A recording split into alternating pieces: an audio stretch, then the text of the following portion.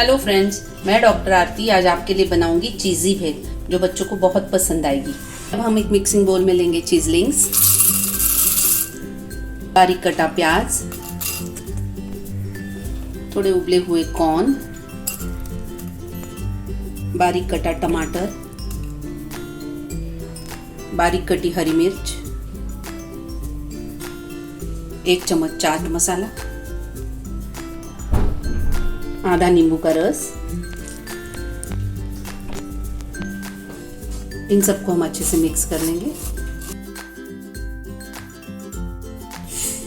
अब हम इसे हरी धनिया से सजाएंगे और परोसेंगे।